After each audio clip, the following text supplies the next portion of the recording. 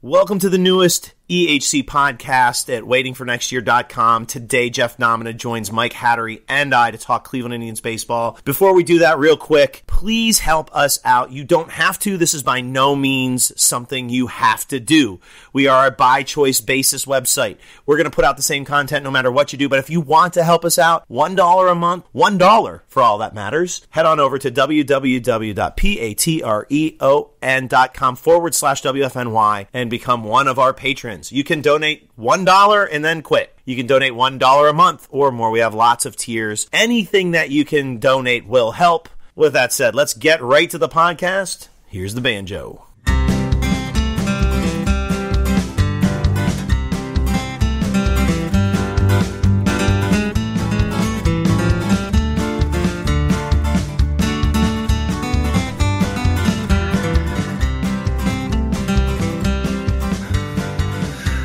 Welcome to another edition of Everyone Hates Cleveland, the podcast here at WFNY. And today I'm joined by not one host, two hosts, both of my EHC brethren, Mike Hattery and, yes, Jeff Nomina, which automatically means either this podcast spikes in the ratings or goes into the toilet, are both with me today talking Indians as we head towards steamroll. 2 weeks from today, baseball starts. But I guess before, Nomina, how... with two kids now, you got one who's newbornish. How the hell did you get time to do a podcast? I got lucky enough that everybody kind of fell asleep at the same time. So does that mean we have to talk like this? Yeah, pretty much. And there might be crying in the background at some point. Somebody just swearing while changing a diaper. The whole the normal. Well, that's okay. We can counterbalance that with Mike kissing his cat. She's such a dog, though. She's not a cat. She's just a lover. Oh, my gosh. Where is this going? All right, let's talk baseball. Really, if I would have said these three players at the beginning of the year, what would your answer be? So I'm going to ask the question, say the three players, who's going to be the healthiest? Cody Anderson, Jason Kipnis, or Michael Brantley? Would your answer a month ago have been Michael Brantley, who's going to play in a game tomorrow in left field? No, although I would think I'd be the most excited about that. For all the bad news we're getting, at least the good news is really good news. Yeah. Mike, listen, we go through this year after year, it seems. We've got Brantley, who's apparently more healthy than we thought. At least that's what it looks like, or we're about to have one of those start and stops. But now we have Kipnis, who's now 4 or 5 weeks away, which means we need a full-time second baseman or we need some really good utility play there. And we have Anderson out for the year. What's the deal in your eyes with regards to how the Indians are handling these players? And what's the deal with Kipnis? So we hear nothing about Kipnis being injured.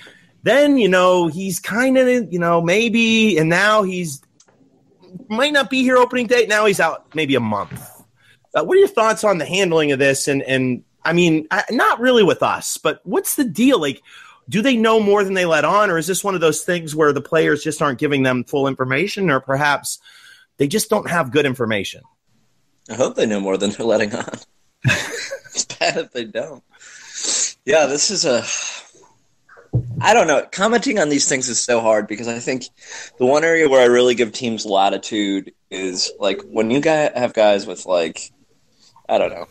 What are we talking? We're talking about elbow and shoulder issues. I just think those are the most unpredictable. And I think when you act like you know what the root cause of a breakdown is or anything like that, or know what the sort of rehab process is going to be like, you're basically just lying. So it's hard for me to criticize them, but that's not a defense of them. It's just, it could be totally their fault. It could be completely not their fault. This could be a mess. This could be an unfortunate reality. But, it's such a murky situation that I can't really add any insight to it other than it sucks. Well, the plus side of this is the Indians rarely, other than a few quips here and there, perhaps from Tito, or occasionally you'll hear something from Antonetti. But I think the plus side of that is they don't ever really kind of throw shade on the player.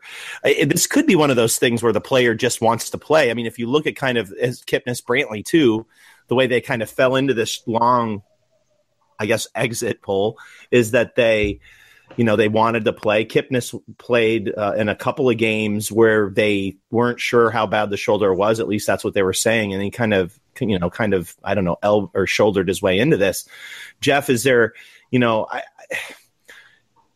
it's interesting. I think you're kind of the guy that kind of keeps me sane, which is insane to say out loud. But, the interesting piece to this is it's potentially possible that Kipnis is out for most of the month of April. And Brantley, while he's going to play in a game tomorrow, with as many start and stops as he's had over the past 18 months, that's no guarantee of anything.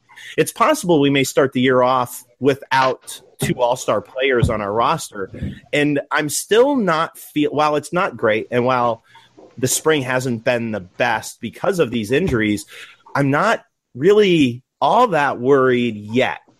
What the hell? Like, shouldn't me and Mike be like screaming at the top of our lungs at this point? I mean, we're almost there, but it seems like the front office has done a nice job counterbalancing injury. That might be the biggest value of the Encarnacion signing. It gave us just such a cover for a lot of other things that could possibly go wrong. Even more than making us peak Indians even peakier, it covered a lot of the things that are going to happen throughout the season. And so I think it does cover some of that. And just to comment real quick on, how they kind of handle these injuries. You never, if a guy has a clean scan, there's not much you can do. You have to go by what he says. And I think that's what happened with Brantley last year. He kept telling him he was fine. And so they kept saying, okay, he's fine. But now they're kind of simultaneously playing this thing with Kipnis where they're saying if this were an important time, he could play right now, but also he's out for 5 weeks. And I don't think those kind of overlap. You can get away with that if it's a couple days or a week or two, but you're not okay to play and also 5 weeks away. So, I guess 2 points there. The first is that I agree that their messaging on these injuries has not been great, and as a fan base that's been spurned on this, not just with the Indians either. This happens with the Cavs too, and the Browns have had their instances. It's odd as a city how often a minor injury turns into a major one. But the Encarnacion signing just covers so much. I mean, you can lose Brantley and Kipnis, and still this lineup is pretty, deep. Yeah, well, and maybe and this is a good segue into this, maybe that's part of why they're able to set Kipnis. If you think about teams maybe not the Indians so much, but teams with depth, they're able to put players, on the DL for a while they have support. And it's a good segue into who that support is going to be. And this is going to go in some interesting directions, because when you talk about perhaps bringing some utility guys up, of course, that brings us to Michael Martinez. But is this a case where the Indians have depth in this organization for the first time in eons, where you have guys like Yandy Diaz, you have guys like Eric Gonzalez, Ronnie Rodriguez, Michael Martinez, as much as it pains me to say. Wash your mouth out with soap after that. Can we get a bleep button just so? I asked bleep. Martinez is like. Well, we had the Pete Tower ringing the bells behind us, so maybe I'll just keep bleeping it out with those. But I don't know. It could just be a depth thing where we do have these youngsters, other than the old guy that we'll get to in a second. We have such we can move Jose Ramirez over. We can bring up a guy like Gio Urshela in at third base, or Yandy Diaz at third. We have guys like Eric Gonzalez and Ronnie Rodriguez, youngish guys who have some good defense. And some upside offensively. Is this just one of those cases where there's depth? And because of that depth, they can rest Kipnis in a way that they perhaps didn't have a chance to do with a guy like Brantley because they needed him back soon. Mike, start with you. Yeah, I also think this is kind of a reflection of the fact that the American League Central is a super garbage division. And so, if there was anybody who looked like a serious contender, and I know if everything breaks right for Detroit, maybe they're a serious contender, but everything breaking right when you're betting on 35-year-olds is just something that, it's not going to happen. And I just think this division is so weak that it allows them to be more protective of these dudes early. And the other thing is, this is such a complex conversation because, there is the depth where I'm look, we're not going to match Kipnis' production, but if you flip Ramirez over to second base, he's going to be a better defender. And then you'll have a slight downgrade at third in terms of production, but it's going to be Yandy Diaz. Like, he's going to be really productive there. Like, it's a very minimal marginal value step. Like, logically, that's what I can think. I'm like, oh, this shouldn't be a big issue. Like, we have the depth there. Unfortunately, shit happens named Terry Francona.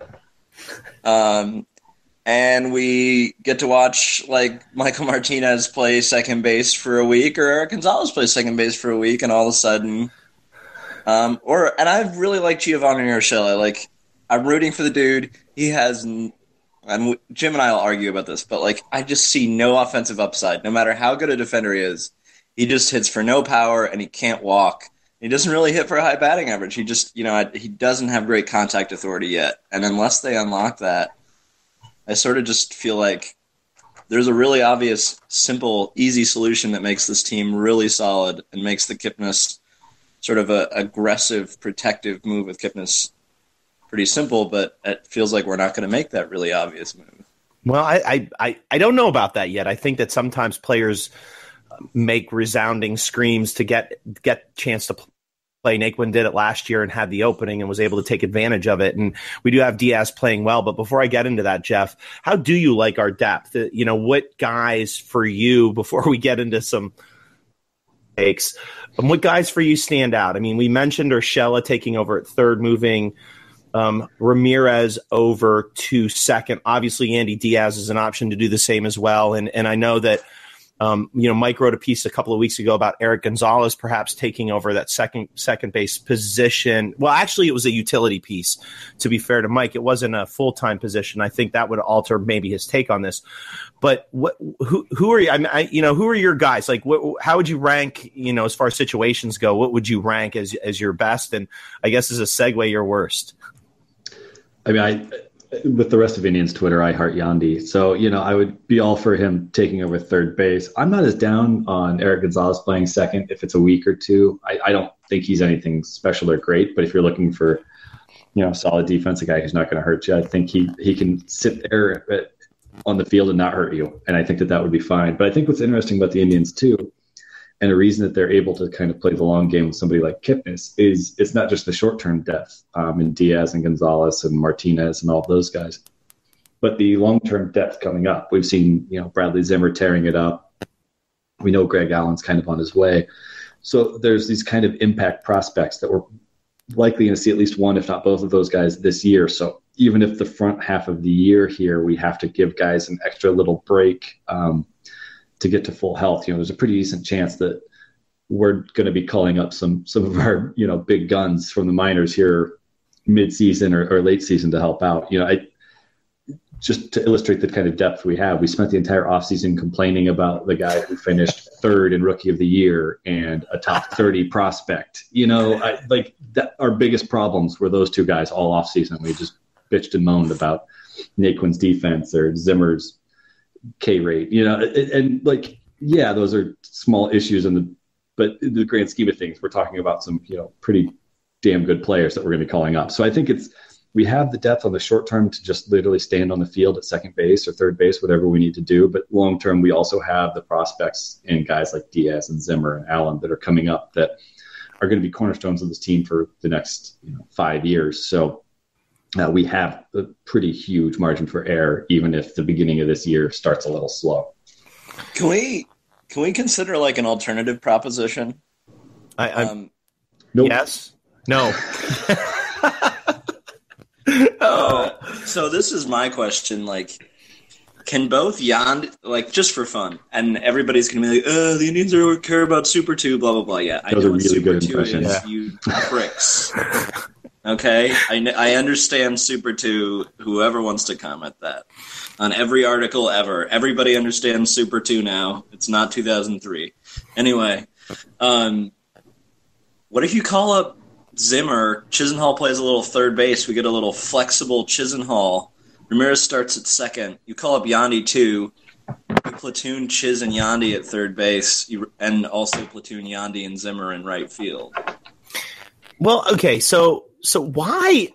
So all of a sudden Yandy's a bad defender, and they don't want to put him at third because they want to try him out in outfield, but they're playing him at third, right? So why would But that would make some sense, Mike, right? I mean, because Chisenhall, I don't know, he's played, his whole career at third base other than, 18 months.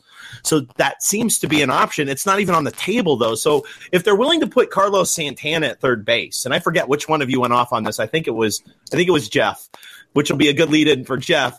If they're willing to try freaking Carlos Santana at third base, and he played it in like low A, or maybe it was even, fall ball somewhere, minor league camp somewhere long before he even became a catcher.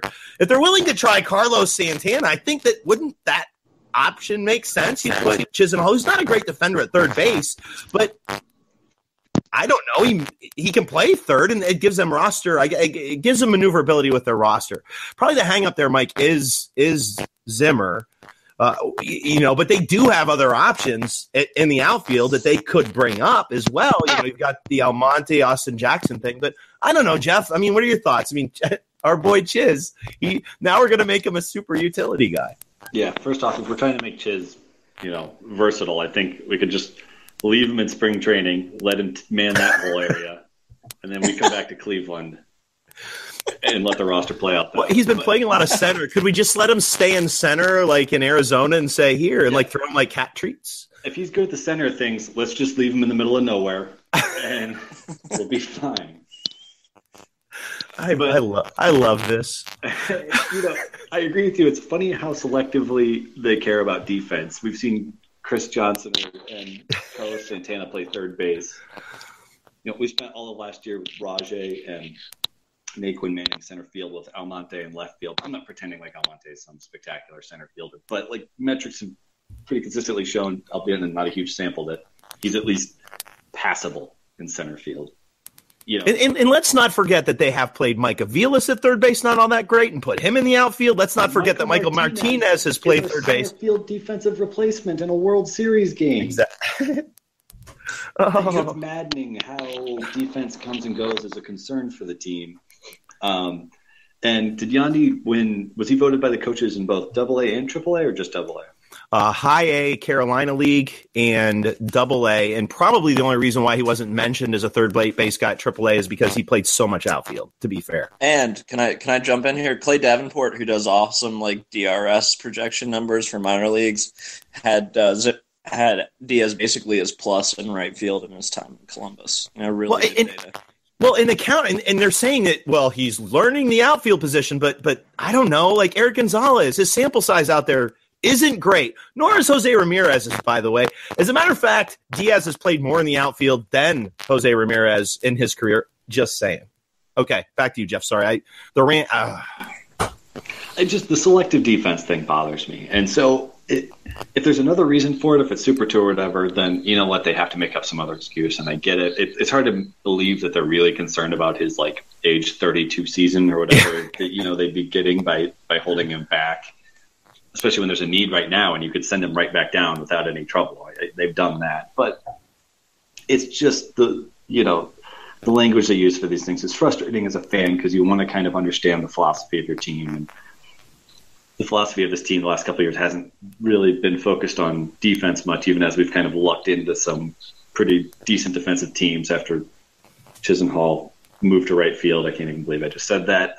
We've lucked into some pretty good defensive teams, but it just doesn't seem to have been much of a priority. So now for it to all of a sudden be holding back a guy who is very clearly ready, who spent forever in AA and they left on the roster in AAA when he very obviously should have been a call-up last September, and watch Michael Martinez take the final at bat in a Game 7 extra innings World Series game instead of him.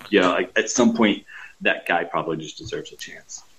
So you mentioned Michael Martinez, and I guess one of the hot takes kind of going around the internet over the past few days, and one that popped up again today, is his hot defense, and that there was even a comp somewhere about Jose Ramirez and Michael Martinez perhaps being on the same playing field. I'm going to send this over to Mike because I'm trying to not raise my voice and use a monotone voice here so as not to give away my true thoughts. And I know we EHC guys on occasion get kind of, bashed is not the right word. We should be praised, damn it, for not liking Michael Martinez because he's just not good. But Mike, I'm thinking Michael Martinez could be the 2017 version of Jose Ramirez. How freaking hot take is that? It's impressive. That's not my hot take, by the way, but that was a hot take I saw steamrolling through Twitter today. I think one of the things that's really interesting to me is I think this reflects a larger problem wherein we sort of, whenever a player is like rostered by a team consistently and played consistently or prioritized, and we don't like their offensive profile that much, like everybody starts talking about how they're a good defender. It's sort of like what happened with Naquin when the Indians were sort of priming for him playing center field before last season. They just didn't see the offensive breakout, I think, that he put up. And so a lot of the messaging was, we really like his defense in center field, blah, blah, blah. So now we really have no legitimate explanation for why one of the 5 worst offensive players in Major League Baseball history might make this team. So it's important that everybody discusses defense. And I just sort of think, if you're going to keep a guy just for defense and something, it should be sort of like otherworldly. Like it should be like Andrelton Simmons, except he can only hit 210. Except the problem is that, I don't know. Michael Martinez isn't that guy. He's like an average defender at short. He's an average defender in the outfield, or maybe a little below average. He's an average defender at third. He's an average defender at second. Maybe, I guess he's a little bit above average at second, but, he's not a special defender. He's just, we talk about his defense because that's the only thing he can do competently. People are... Jeff, why don't you talk about it? Well, let me ask you this. You guys follow the minors quite, a bit more than myself. Is he a significantly better defender than someone like Eric Gonzalez? No.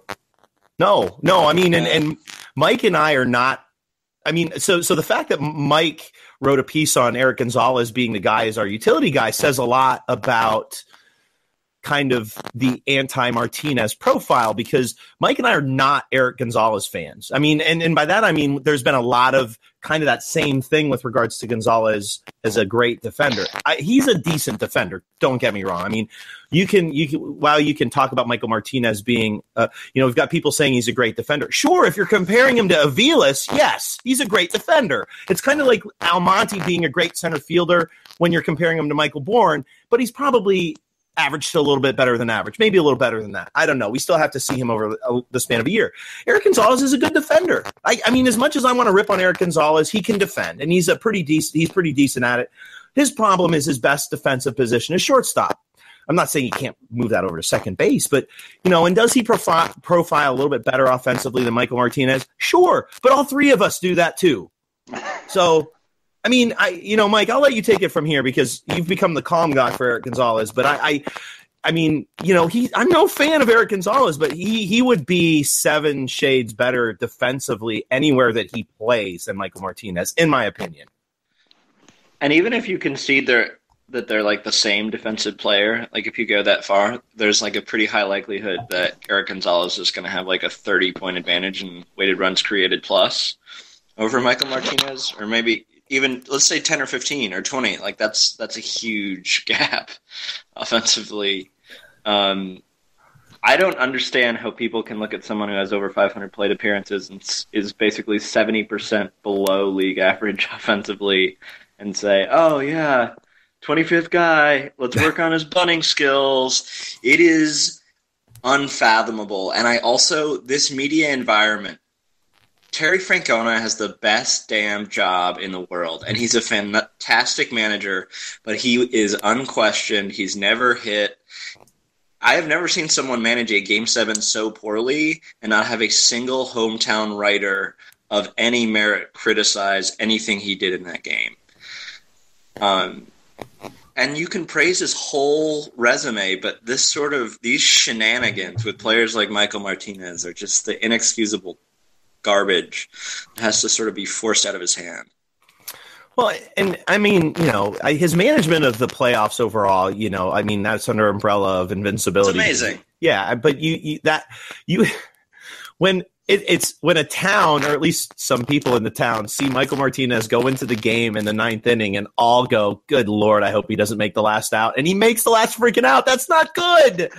That's not freaking good. And people can blame the rain all they want to, and maybe the rain had something to do with it. But Michael Martinez being I don't know. Okay, I need to move away from this. I think anybody who makes at the end of the day, if Michael Martinez makes this roster, we can have that podcast, and I've promised that podcast.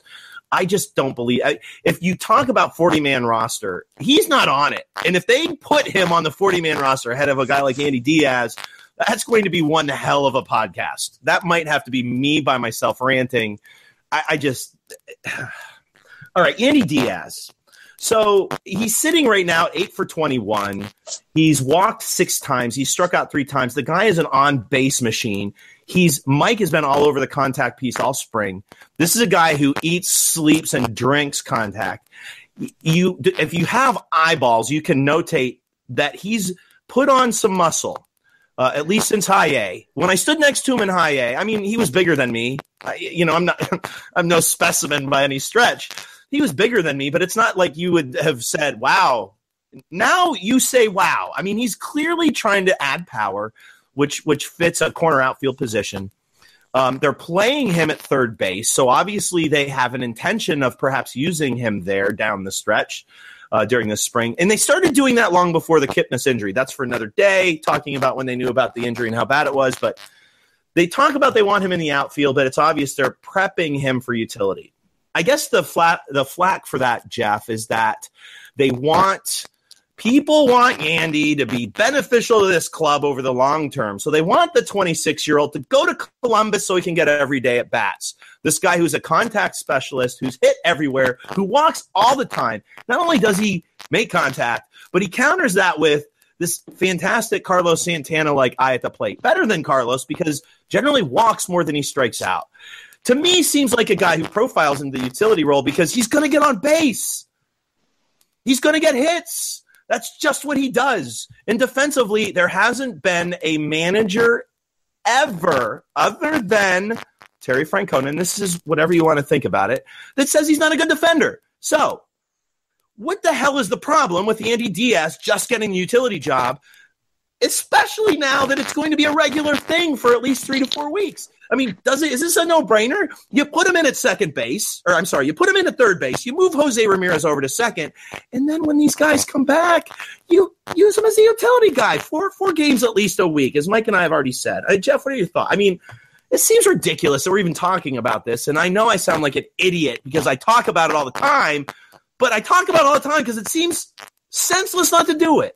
Well, can I also point out that we talk about it all the time because the team's so stacked, and the fans, you have to have interesting storylines, and this is literally the only interesting storyline because the team is just so damn good that we're really mad about a utility infielder. It's awesome. It's this is a great conversation to have. It's just the best, right? Like we all kind of know how awesome this is. But yeah, and like to my point earlier, I think he spent like 150 games in AA. Like I said, he sat in AAA when they obviously needed a versatile guy who could play infield and outfield to come up and play in the playoffs, and he had to sit there and watch Michael Martinez, come in World Series games. Now, the story changed from we wanted to get him every day at bats to his defense stinks. Like, at what point should he start taking this a little bit personally and kind of be fed up with kind of the narrative the team's shaping about him? Like, at what point is he kind of like, hey, I want to come up and kick some ass. I've hulked out on muscles. What more can he do at this point? And they just keep finding excuses to send him back. And so I think it kind of sends the wrong message. And, the message is either that he needs to play every day. Now that he can play every day, his defense stinks. What's the other argument? That Michael Martinez is veteran leadership. How bad is that locker room that needs veteran leadership? They made it to Game 7 last year. There should be plenty of veterans in that. So in what goddamn locker room does Michael Martinez have veteran leadership credentials? Right. None. Absolutely none. A lot of minor league locker rooms. Sorry. So at some point, it's got to be pretty insulting to him, and it this does kind of lead us to look more at that it is a service time play because their excuses are all fairly clearly bullshit. And that's fine, but I don't understand the idea behind bring him up to start the beginning of the year. He can play every day, and you can send him back down when Kipnis is healthy, and nobody's going to say he should have stayed here over Kipnis. Like nobody was going to say that. So what's the harm even in that? I think they're just trying a little too hard on this one and trying to get a little too cute. You've got a guy who fills the exact hole that you have. Go use him. Mike, I mean, you're going to be our last thought on this. We've been on, the three of us really been on the Andy train for a long time. You and I have seen him in the minor league coverage that we've done over the years. And, this seems like a no-brainer to me. I mean, when you talk Super 2 with Bradley Zimmer, that's one thing. And while it's kind of funny to talk about with Zimmer, it's even more funny to talk about with a guy like Andy Diaz, who they're handling not like a guy that they're worried about Super 2. They're handling him like they're not worried about him at all in any stretch of the imagination. So this can't be a Super 2 thing because he's too old for that. And, what is what are we missing here? I mean, do they legitimately think that Andy Diaz is a quad A guy that's never going to make it? Or are they really prepping him long-term to be the guy that replaces Michael Brantley, since this does look like it could be final year with the Indians, depending on, they have that option. It's possible. I mean, it's doubtful at this point that they'll pick it up depending on what he does this year. But I mean, is that even sensible that they're prepping him to be the long-term replacement and left? I mean, that can be the only reason, right? We don't want to bring him up and screw him up as a utility guy so that he can ultimately be the full-time left fielder, which saying it out loud sounds absolutely, we're talking about grown men playing Major League Baseball. Like, you can't move from right to left and go, oh, I can do this. Or I don't know, from third to left. I don't know. It seems like something that big league people can do. And like I said, like Jeff told me the other day to make me feel at least somewhat sane, they did it with Carlos Santana to third base. I mean, come on. Okay, sorry. Yeah, I mean, I guess there's a question there somewhere. Yeah, I mean, left field in Cleveland's incredibly easy to play, too. You have a huge friggin' wall in left field that's shallow. Like, I don't know what the problem is. It's not like he's going to get lost out there. It's not very big. With Yandy, there is not going to be a night where you can convince me, at least against left-handed pitching, that he isn't one of the 6 best hitters against left-handed pitching in the Indians lineup. Maybe 7. And so letting that guy hang out in AAA and beat up a bunch of dudes who are throwing 91 and can't control the strike zone while he gets a few more reps at third base or left field is it's really not worth my time. Come back with something that's, a good take. But, 4 or 5 times a week is fine. That's fine. He's super versatile. And I'll tell you, like, when I talked to Dave Wallace, he emphasized like 3 times how athletic Yandy Diaz is, and I don't think that was unintentional. Like, there are passive remarks, and there are intentional remarks, and I think one of the things is I think the Francona smoke about defense isn't really a thing. I think it's just smoke. I don't get the purpose of the smoke, but it's absurd, and he's ready to go. I've never seen, and I think, and I want to have this conversation too, because I know that we sort of are in this, like, this, I don't know. We're in a funnel of love for Yandy Diaz, and it sounds like we're like talking about him as a next MVP candidate, which I'm really not. But I know his floor is really freaking good. He's super versatile. He makes a ton of contact. He gets on base, and he crushes left-handed pitching. He's just has a great floor, and that's why I buy him. I'm just so happy I'm in the funnel of love with you guys right now. Well, we now have our title for the podcast, and if that doesn't guarantee 1,000 listens, I don't know what will. All right, we'll wrap things up, I guess. with one final thought, I do want to talk about Cody Anderson, and just real quick, just thoughts on Cody Anderson being out and what this means. It probably doesn't mean a whole lot on the surface, but I think the one worry that I do have is rotation depth, especially with the problems we had late in the year last year. And just one quick thought on Cody Anderson being out for the year, and are you worried about the rotation, Mike? Well, we have Carrasco, who's sore, and our 6 starters, Clevenger, who can't command the strike zone, and the second best depth option starter was Cody Anderson, so it's pretty crappy. It's good we're ending on a fun topic. Jeff? Yeah, I mean, it's not great. you have to kind of convince yourself that they're magicians and say that Kluber wasn't really supposed to be a super duper stud, and Carrasco bounced around. They finally turned him into something pretty incredible, and they've done this. They've turned not great into great before. So maybe there's a lot of guys in Columbus that could be that guy, and maybe they do that. And they do have a fun Columbus rotation. All right, we're going to close up shop there. Make sure you check out the coverage at WFNY in our Indians preview. We've got a piece coming out tomorrow via me about the Indians rotation, that very thing. Cody Anderson is my lead-in for that. It's fun. Again, Jeff, it's fun when we're talking about like the 8th or 9th guy in the conversation as opposed to the 1st or 2nd guy. But we've got a Let's Argue coming out on Tuesday. Anything you guys want to push and plug? Other than baby diapers? Yeah, that's the only thing I've been pushing or plugging.